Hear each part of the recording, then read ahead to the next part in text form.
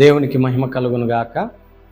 ప్రభునందు దేవుని బిడలారా, ఈ దినం దేవుని వాక్యము అనే కార్యక్రమాన్ని చూస్తున్న మీ అందరికీ మన ప్రభువును రక్షకుడైన యేసుక్రీస్తు నామములో అందరికీ వందనాలు. ప్రతిదినం ఉదయకాలం అనే దేవుని వాక్యం ఎదుటికి వస్తూ ఉండగా మీరు వింటున్నారు. మరి మంచిది, దేవుడు మిమ్మల్ని మీ కుటుంబాలను దీవించాలని ప్రార్థిస్తూ ఉన్నాం. ప్రియులారా, ఈ దినం ఉదయకాలం చూడండి, దేవుని వాక్యంలోనికి వెళ్దాం. వినటం వలన విశ్వాసం. దేవుని మాటలు మనకెంతో ప్రతిదినం ఉదయకాలం లేవగానే దేవుని మాటలు వింటేనే మనకు మేలు. కాబట్టి ప్రియులారా చూడండి, కొరింథీలకు రాసిన 2వ పత్రిక 13వ అధ్యాయం 11వ వచనం. కొరింథీలకు రాసిన 2వ పత్రిక 13వ అధ్యాయం 11వ వచనం. తుదకు సహోదరులారా, సంతోషించుడి, సంపూర్ణులై ఉండుడి, ఆదరణ కలిగి ఉండుడి, ఏక మనసు గలవారై ఉండుడి, సమాధానముగా ఉండుడి. ప్రేమ సమాధానములకు కర్తగు దేవుడు మీకు తోడై ఉండును. దేవునికి స్తోత్రం. చూడండి దేవుని వాక్యం ప్రియులారా, ఇక్కడ కొన్ని విషయాలు తెలియజేస్తూ ఉన్నాడు పౌలు. అలాగూ చివరికి ఏమంటున్నాడంటే, ప్రేమ సమాధానములకు కర్తగు దేవుడు మీకు తోడై ఉండును. అంటే ఇక్కడ తెలియజేస్తూ ఉన్నాడు ఏమని? సంతోషించుడి, సంపూర్ణులై ఉండుడి, ఆదరణ కలిగి ఉండుడి, ఏక మనసు గలవారై ఉండుడి, సమాధానంగా ఉండుడి. ఇవి తెలియజేస్తూ ఉన్నాడు. ఇలాగ ఇవి పాటించేటప్పుడు, ఇవి చేస్తున్నప్పుడు ప్రేమ సమాధానములకు కర్తగు దేవుడు మీకు తోడై ఉండును అని చెప్తున్నాడు. నిజమే కదా ప్రియులారా?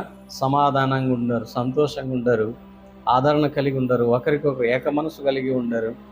కాబట్టి ప్రియులారా, ఇలాగూ ఉన్నప్పుడు చూడండి దేవుని యొక్క ప్రేమ, దేవుడు ప్రేమ సమాధానములకు కర్తగు దేవుడు మీకు తోడై ఉండును అని తెలియజేస్తున్నాడు. కాబట్టి ఇలాగున్నప్పుడే కదా దేవుడు తోడుగా ఉండేది. ఇవన్నీ కలిగి ఉన్నప్పుడే కదా దేవుడు మనకి తోడై ఉండేది. ఎలాంటి పరిస్థితుల్లోనైనా, ఏ పరిస్థితుల్లోనైనా ఇలాగ ఐక్యతతో, ప్రేమ సమాధానంతో, ఏక మనసుతో ప్రేమ గలవారై ఉన్నప్పుడు దేవుడు మనకి తోడై ఉంటాడు. అది ప్రియులారా. కాబట్టి చాలామంది జీవితాలలో ఇవి లేకుండా మరి ఉంటూ ఉంటున్నారు.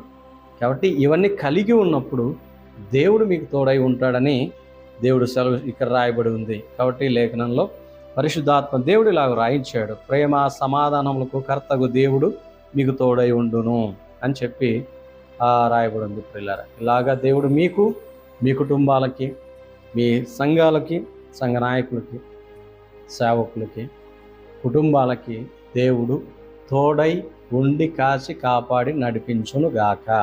ప్రార్థన. ప్రేమ కలిగిన మా తండ్రి, నీకు స్తోత్రం. ఈ ఉదయకాలమున ఈ లేఖనము ద్వారా మాట్లాడినందుకు స్తోత్రాలు. ప్రేమ సమాధానములకు కర్తగు దేవుడు తోడై ఉండును అని మేము వింటున్నాం ప్రభువా.